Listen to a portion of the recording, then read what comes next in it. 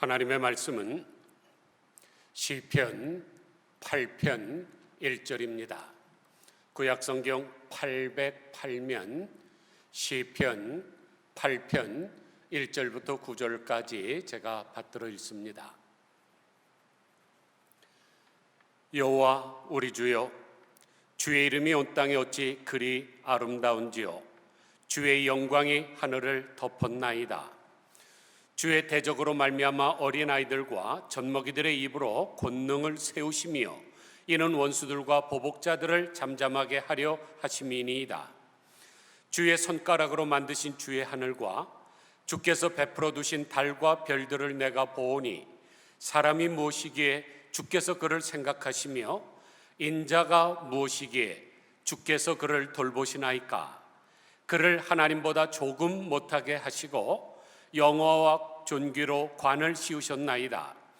주의 손으로 만드신 것을 다스리게 하시고 만물을 그의 발 아래 두셨으니 곧 모든 소와 양과 들짐승이며 공중의 새와 바다의 물고기와 바닷길에 다니는 것이니이다. 여호와 우리 주여, 주의 이름이 온 땅에 어찌 그리 아름다운지요. 아멘.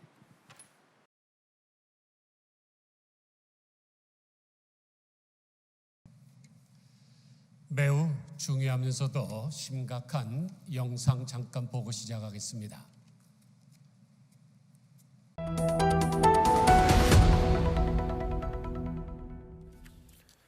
조금 전에 짧은 기사로 전해드렸지만 이런 기후변화는 이미 인류에게 엄청난 재난으로 되돌아오고 있습니다. 대홍수, 폭염, 가뭄, 이제는 지역도 형태도 가리지 않습니다.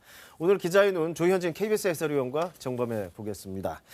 자, 조 의원, 먼저 파키스탄에서 발생한 대홍수부터 보죠. 국토의 3분의 1이 물에 잠겼다고 하죠. 네, 파키스탄에 지난 6월부터 석 달 동안 비가 계속 쏟아졌습니다. 네. 지역별로는 평년 대비해서 5배에서 8배 정도 강수량을 기록을 했는데요. 파키스탄 정부 기후장관 이렇게 말했습니다. 국토가 마치 거대한 바다처럼 변했다. 네. 물을 퍼낼 수 있는 마른 땅조차 남아있지 않은 상황이다. 사망자가 1,100명이 넘었고 3,300만 명이 집이 물에 잠기는 등 피해를 입은 상황입니다. 네. 심각한 건 파키스탄에 있는 댐들이 지금 가둘 수 있는 최대치를 지금 담고 있거든요. 네.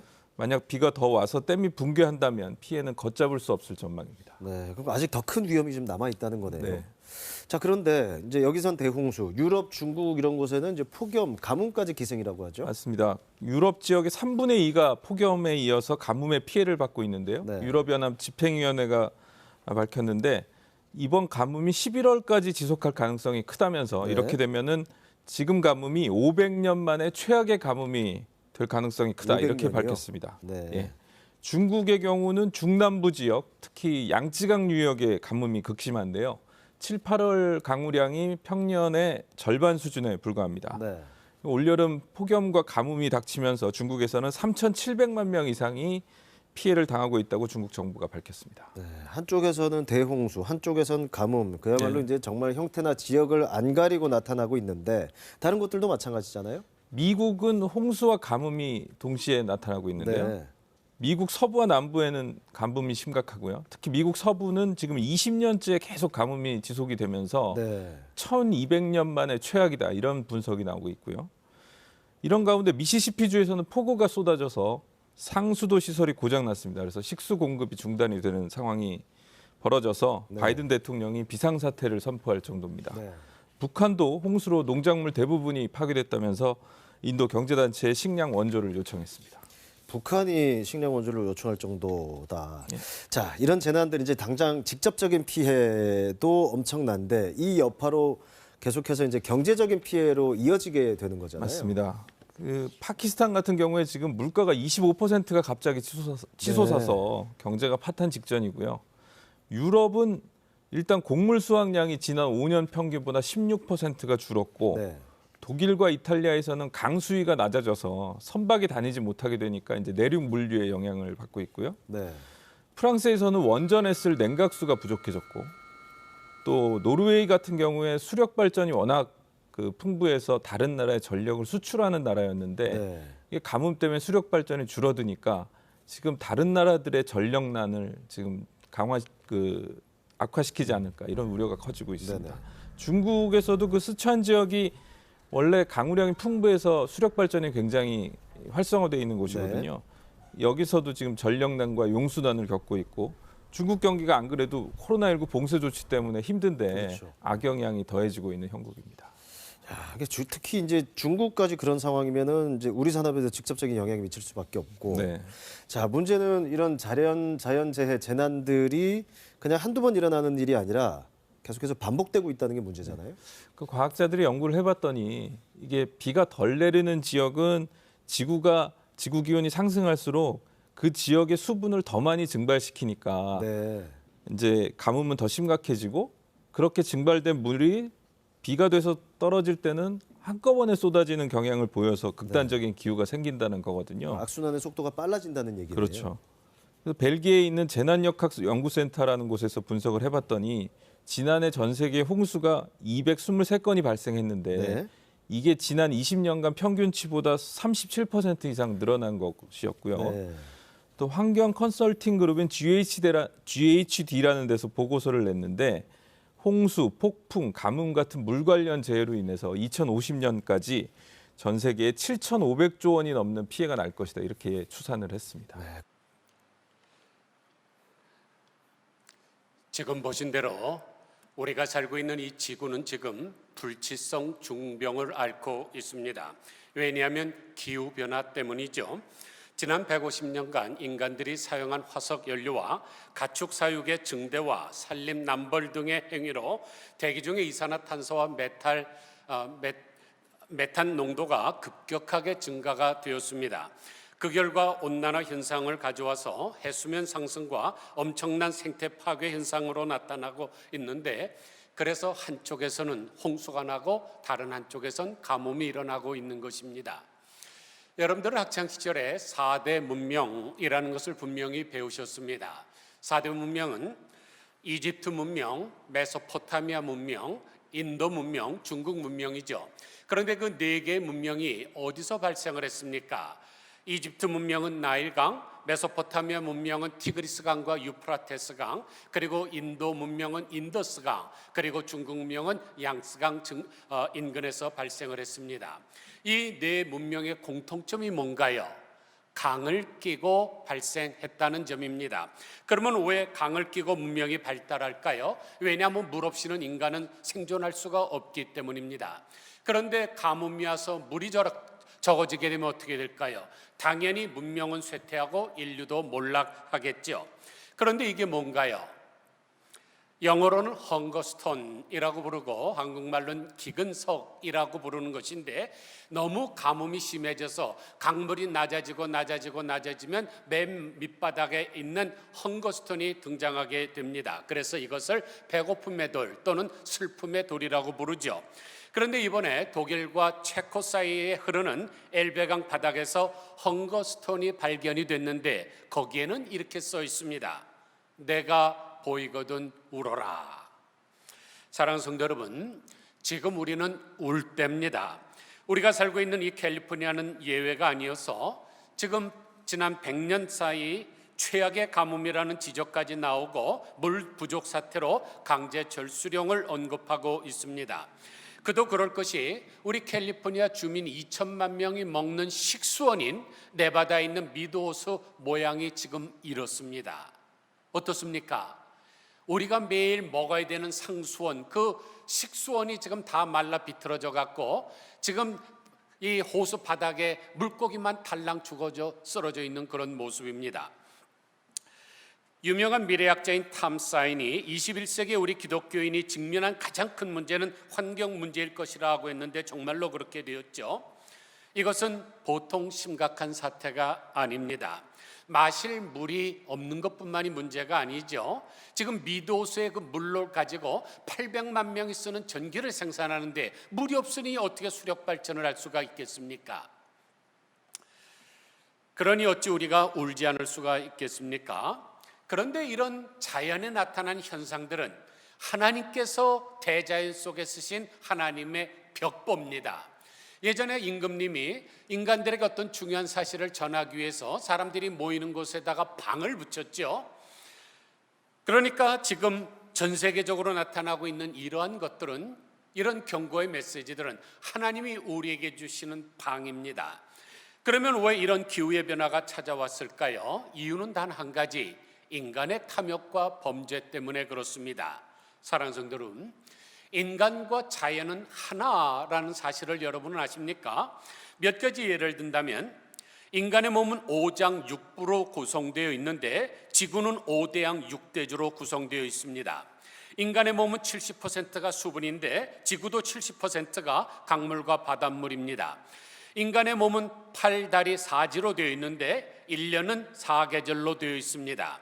인간의 몸은 12개의 대관절로 형성되어 있는데 1년은 12개월로 구성되어 있습니다.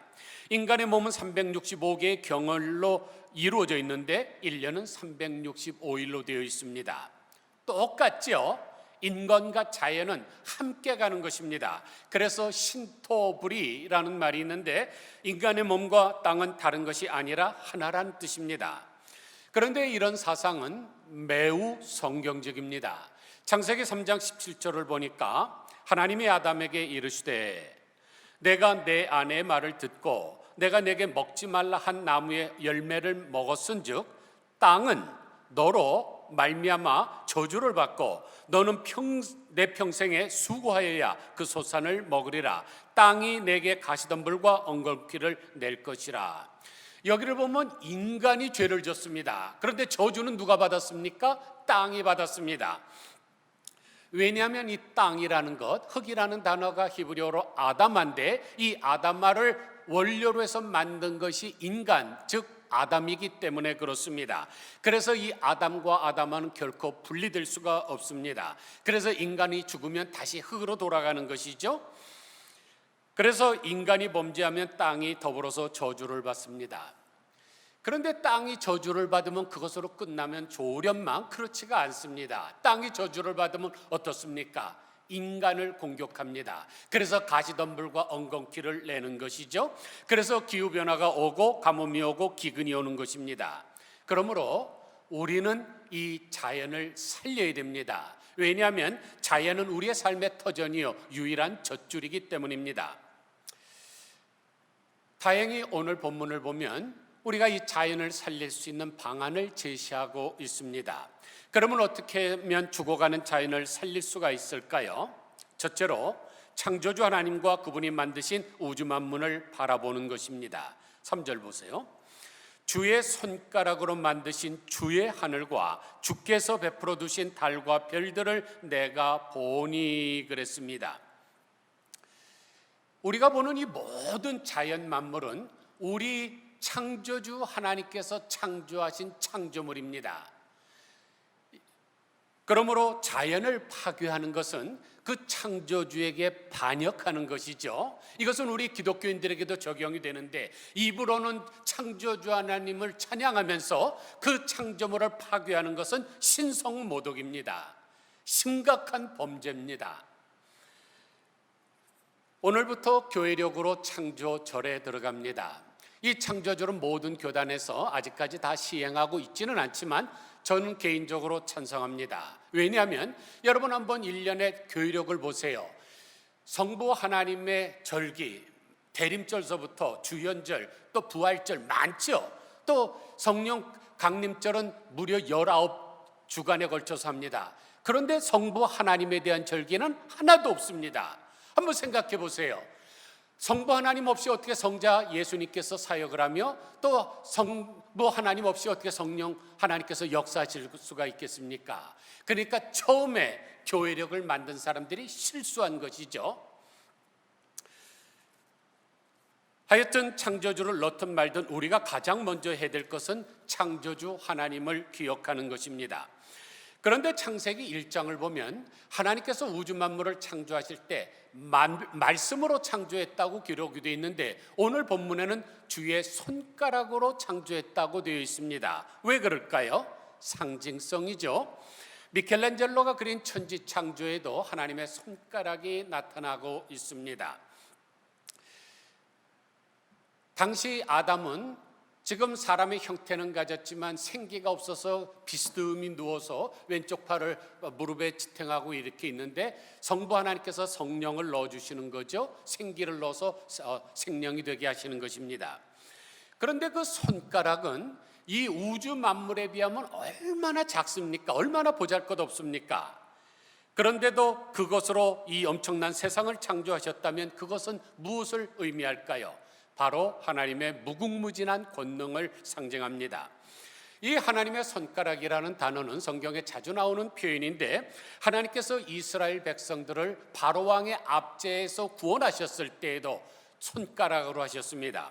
출애굽기 8장 19절을 보니까 요술사가 바로에게 말하되 이는 하나님의 권능이니이다 하였으나 바로왕의 마음이 완악하게 되어 그들의 말을 듣지 아니하니 여호와의 말씀과 같았더라 그랬습니다.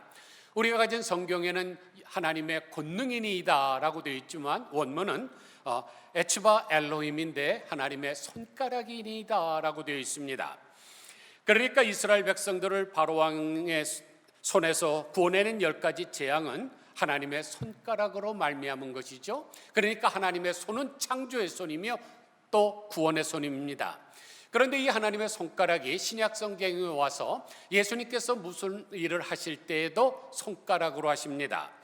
누가복음 11장 20절을 보니까 내가 만일 하나님의 손을 힘입어 귀신을 쫓아낸다면 하나님의 나라가 이미 너희에게 임하였느니라 그랬습니다. 여기 하나님의 손이라고 번역된 타크로투이는 데이는 하나님의 손가락입니다. 예수님이 귀신을 쫓아내실 때에도 하나님의 손가락을 힘입어서 하셨습니다. 그런데 손가락은 참 작고 보잘것없는 것입니다. 세상에서 가장 이름난 화가라고 생각을 해보세요. 또 가장 위대한 건축가라고 한번 생각해 보십시오. 그 사람이 이 손가락 달랑 하나를 가지고 그 위대한 그림을 그릴 수가 있습니까? 최소한 2개는 있어야 붙잡아서 하죠. 또 목수가 거대한 집을 건축할래도 손가락 하나까지는 절대로 못합니다. 그런데 하나님은 그 손가락 하나로 하늘의 별들과 또 달과 해를 창조하시고 우주 만물까지 창조하셨습니다. 왜냐하면 권능의 하나님이시기 때문이죠. 그러므로 우리는 이 하나님을 믿어야 됩니다. 의지해야 됩니다. 온 세상을 창조하신 전능하신 하나님이시기 때문입니다. 둘째로 하나님께서 인간을 특별하게 창조하셨다는 것을 기억해야 됩니다. 4절 보니까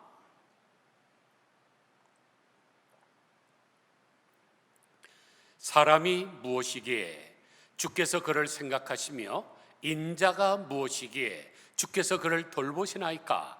그를 하나님보다 조금 못하게 하시고 영화와 존귀로 관을 씌우셨나이다 라 그랬습니다. 여기 처음 보니까 사람이 무엇이기에, 그럴 때 이 사람이라는 단어는 히브리어로 에노시라는 단어를 썼는데 아노시라는 단어에서 유래를 했습니다. 그 단어는 병들기 쉽고 또 깨지기 쉽고 부패하고 낡기 쉬운 존재라는 뜻입니다. 그래서 이 용어는 인간이 연약하고 아무런 능력이 없는 사람이라고 말할 때 주로 사용됩니다. 또 여기 보니까 인자가 무엇이기에, 그럴 때 인자라는 단어는 벤 아담이라는 단어를 사용하고 있는데 아담의 후손, 다시 말해서 흙의 아들이라는 뜻입니다. 사람이 죽으면 다 흙으로 돌아가죠. 왜냐하면 흙의 아들이기 때문에 그렇습니다. 이것은 인간은 한 줌의 흙으로 창조되었다가 한 줌의 흙으로 돌아가는 유한한 존재라는 것을 말하고 있습니다. 그런데 그런 인간을 하나님께서 어떻게 창조하셨다고요? 하나님보다 조금 못하게 하셨습니다. 그것은 하나님이 우리를 얼마나 존귀히 여겼다는 것을 알 수가 있습니다. 이 얼마나 놀라운 은총입니까? 그래서 인간을 만물의 영장이라고 하죠. 만물의 영장이라는 말은 영묘한 힘을 가진 우두머리라는 뜻입니다. 그러므로 우리는 내가 어떤 존재인가를 깨닫고 하나님 앞에 항상 감사해야 됩니다. 나는 만물의 영장이다. 이런 자부심을 가지고 살아야 되죠. 셋째로 하나님은 인간에게 특별 사명을 주셨다는 사실을 기억해야 됩니다. 6절 보니까 주의 손으로 만드신 것을 다스리게 하시고 만물을 주의 발 아래 두셨으니 곧 모든 소와 양과 들짐승이며 공중의 새와 바다의 물고기와 바닷길에 다니는 것이니이다 라고 했습니다. 그러면 왜 하나님께서 인간을 그토록 존귀하게 만드셨습니까? 왜냐하면 하나님이 창조하신 그 아름다운 세상을 대신 관리하게 하시기 위함이죠. 이것은 창세기 1장 26절에 나오는 말씀의 반복입니다. 하나님이 이르시되 우리의 형상을 따라 우리의 모양대로 우리가 사람을 만들고 그들로 바다의 물고기와 하늘의 새와 가축과 온 땅과 땅에 기는 모든 것을 다스리게 하자 하시고, 하나님이 자기 형상 곧 하나님의 형상대로 사람을 창조하시되 남자와 여자를 창조하시고 하나님이 그들에게 복주시며 하나님이 그들에게 이르시되 생육하고 번성하여 땅에 충만하라, 땅을 정복하라, 바다의 물고기와 하늘의 새와 땅에 움직이는 모든 생물을 다스리라 하시니라. 이것을 가리켜서 문화명령이라 그럽니다. 문화명령에는 세 가지죠. 첫째는 땅에 충만하라, 둘째는 땅을 정복하라, 셋째는 모든 생물을 다스리라 하는 것입니다. 그런데 땅에 충만하라는 말씀은 땅에 각처에 흩어져서 땅을 다스리기 좋도록 종족을 많이 번식하라는 것입니다. 그래서 인류 최초 때는 어땠습니까? 930살까지 살은 사람도 있고 무두셀라와 같이 969살까지 산 사람이 있었죠. 왜냐하면 오래 살아야 자녀들을 많이 낳기 때문에 그렇습니다.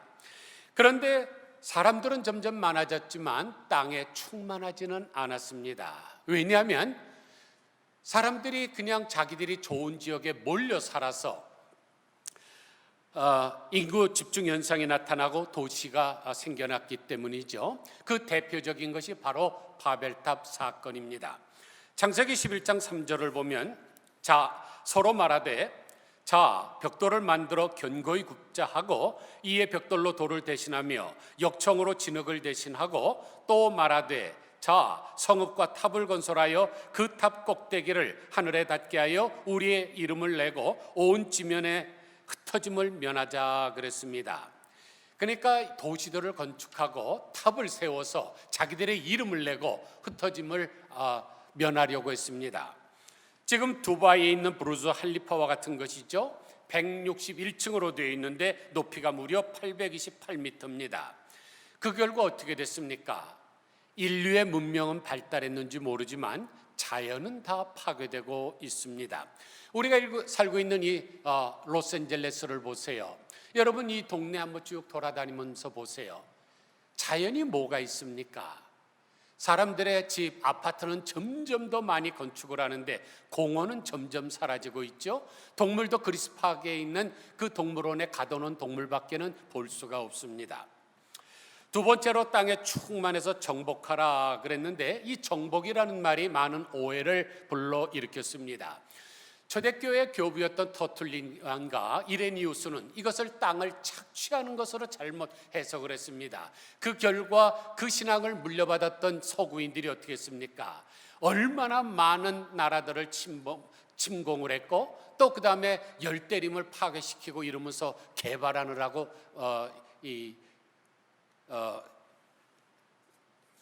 착취를 했습니까? 그런데 이것은 정복하라는 말의 의미는 그것을 더 살기 좋게 만들라는 것이죠. 그래서 중국어 성경에 보면 이 정복이라는 단어를 칠이라 그랬습니다. 교회에서도 잘못된 것을 바르게 하기 위해서는 칠이를 하죠. 그래서 장로님들을 칠이장로라고 부르는데 이것은 뭐 다른 사람을 억압하고 그런 것이 아니라 바르게 하는 그런 목적을 가지고 있습니다. 쉽게 말해서 하나님께서는 에덴 동산을 만드시고 거기다 아름다운 꽃과 나무들을 심으시고 연못을 만들어 놓으셨습니다. 그리고 그것을 다스리게 하기 위해서 정원사인 인간을 두셨는데 인간이 어떻게 한 것입니까? 따먹지 말라는 선악과도 따먹고 나무도 벌목하고 뭐 연못은 메꿔버리고 뭐 이런 식으로 하는 것과 마찬가지죠. 세 번째는 모든 생물들을 다스리라고 명령을 했는데 이 다스린다는 단어가 히브리어로 아바드입니다. 그런데 아바드는 경작한다는 뜻입니다. 영어로 cultivate죠. 그래서 창세기 2장 15절을 보면 여호와 하나님이 그 사람을 이끌어 에덴 동산에 두어 그것을 경작하며 지키게 하시고라고 그랬습니다. 이 경작하고 지키며라는 단어가 아바드 샤마르라는 단어인데 이건 굉장히 중요합니다. 여러분이 잘 아시다시피 성소 안에는 레위인이 있었습니다. 레위인은 성소를 관리하고 아름답게 보존하고 악한 것들이 들어오지 못하도록 그것을 보존하는 그런 사명을 가진 사람들입니다. 그것이 바로 아바드 사마르입니다. 그렇다면 이게 무슨 뜻이 될까요? 하나님은 우리가 베드로전서 2장 9절에서 말씀하신 것처럼 영적 제사장들이 되어서 하나님의 정원을 아름답게 가꾸고 보존하기를 원했던 것입니다. 그런데 인간들이 어떻게 했습니까? 자기들의 사욕을 채우기 위해서 자연을 파괴했습니다. 그래서 요한계시록 11장 18절을 보면 이방들이 분노하매 주의 진노가 내려 죽은 자를 심판하시며 종 선지자들과 성도들과 또 작은 자든지 큰 자든지 주의 이름을 경외하는 자들에게 상을 주시며 또 땅을 망하게 하는 자들을 멸망시키실 때로소이다. 이 땅은 하나님이 직접 창조하신 창조물이면서 하나님이 가장 아끼시는 애장품입니다. 그런데 이 땅을 파손하고 회파하고 망하게 하는 자들은 하나님이 심판하십니다. 그런데 인류가 그동안 하나님이 주신 자연 만물을 어떻게 다스려 왔습니까?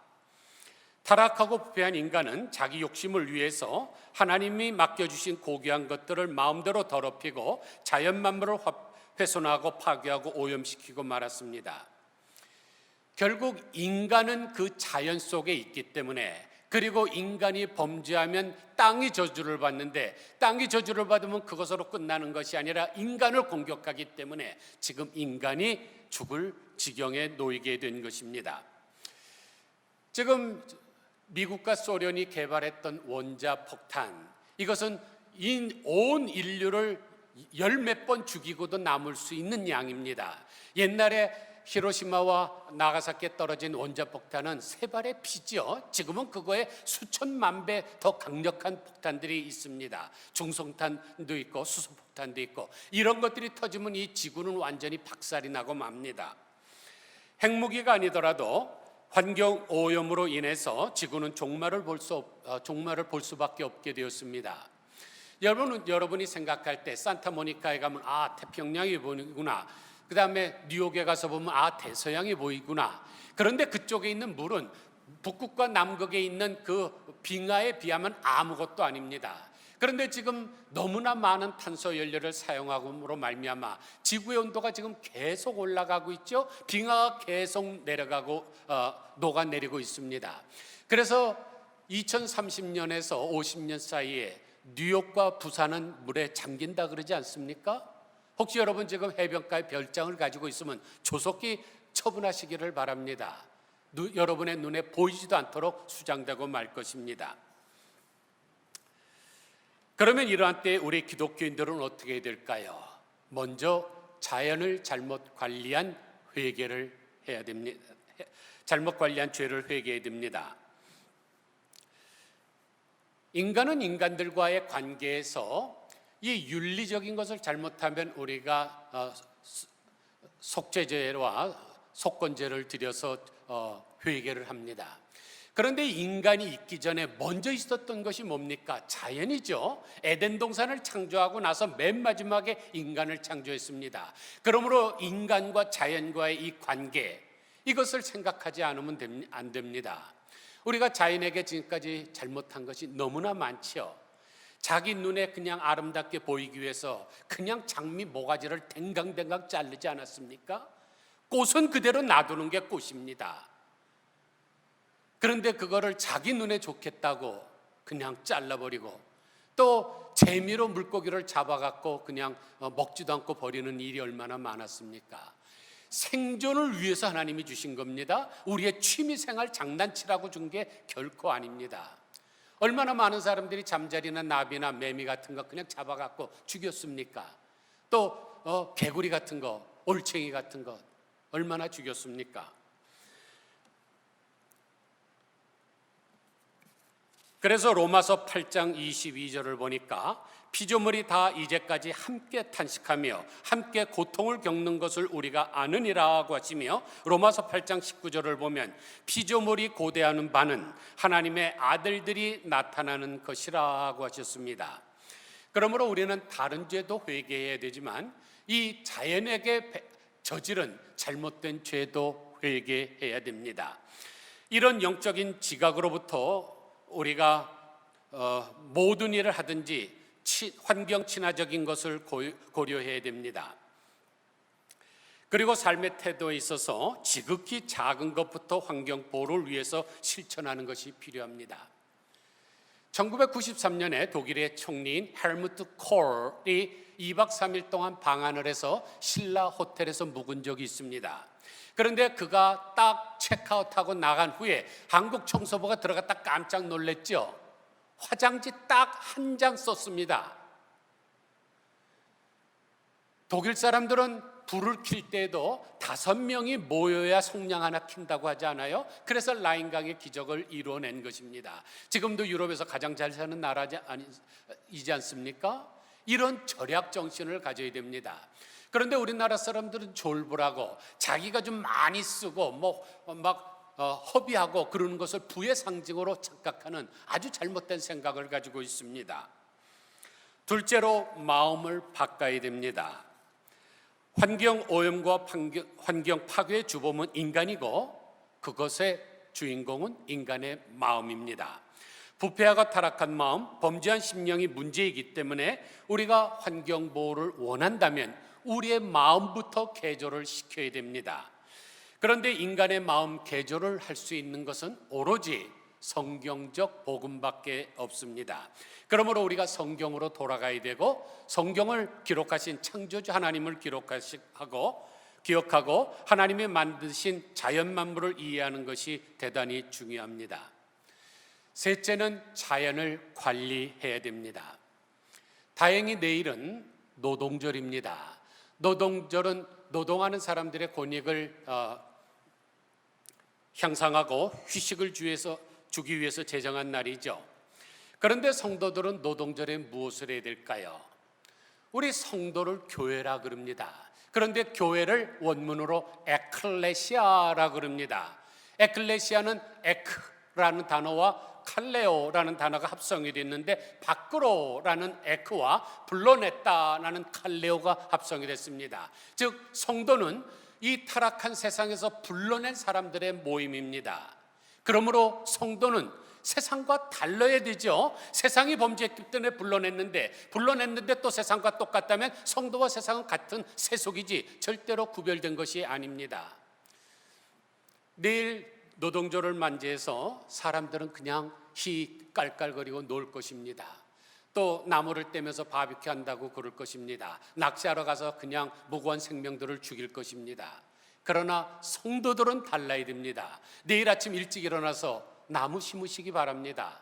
또 쓰레기 다 정리해서 세상을 더 아름답게 보존하십시오. 이게 우리가 창조절 첫 번째 주일과 노동절을 맞이하는 이 절기에 우리가 가져야 되는 마음입니다. 아무쪼록 우리는 하나님의 정원을 아름답게 보존하기 위해서 선택을 받은 정원사라는 것을 깨달아서 그 사명을 잘 감당하는 우리 모두가 되시기를 주님의 이름으로 간절히 축원드립니다. 기도하겠습니다. 하나님 아버지, 교회력으로 예전 교회력으로는 오늘이 성령 강림 후 13번째 주일이지만 100년 전서부터 새로이 불어오는 바람은 창조절 첫 번째 주일입니다. 하나님 아버지, 우리가 이것을 지키든 안 지키든 다윗이 깃딧에 맞춰서 주의 이름이 온 땅에 어찌 이리 아름다운지요 라고 앞에서 얘기하고 1절에서 말하고 9절에서 똑같이 얘기한 것처럼 이런 것을 우리가 신학적인 용어로 인클루시오, 수미상관법이라고 하는데 정말로 기타를 치면서 하나님 앞에 찬양했던 다윗처럼 우리가 하나님을 기억하게 하시고 주의 이름이 온 땅에 아름다운 것을 찬양하게 하여 주시기를 간절히 빌고 소원합니다. 주의 손가락으로 지으신 이 모든 것들 우리가 기억하게 하여 주시옵소서. 남벌하지 말게 하여 주시고 파괴하지 말게 하시고 훼손하지 말게 하시고 정말로 아름답게 보존하게 하여 주시옵소서. 하나님께서 우리에게 경작하며 지키게 하신 것처럼 아바드하고 샤마르하게 하셨는데 이것이 바로 레위인들이 성소에서 하던 그런 사명입니다. 하나님 아버지, 우리도 성소를 아름답게 보존하고 하나님께서 성전에 임하시는 것과 마찬가지로 이 땅은 하나님의 정원인데 하나님께서 산책하러 내려오실 때 참 아름답구나, 보기에 좋구나, 와 좋다 하실 정도로 우리가 이것을 잘 가꾸는 절기가 되게 하여 주시옵소서. 요한계시록 11장에서 말씀하신 것처럼 땅을 망하게 하는 자들은 필경 심판을 받게 되겠다고 하신 말씀처럼 우리가 하나님이 창조하신 이 아름다운 세상 정말로 아끼며 또 아나바다 운동을 전개하며 살아갈 수 있는 저희들 되게 하시고, 기독교인들은 세상 사람들과 달라야 되는데 내일 노동절에 일어나서 쉬는 것이 아니라 좀 더 노동을 하면서 아침 일찍부터 나무도 가꾸고 전지도 하고 거름도 주고 또 물이 새는 곳이 있으면 막고 더러운 곳은 깨끗하게 청소하고 이런 일을 할 수 있는 저희들 되게 하여 주시옵소서.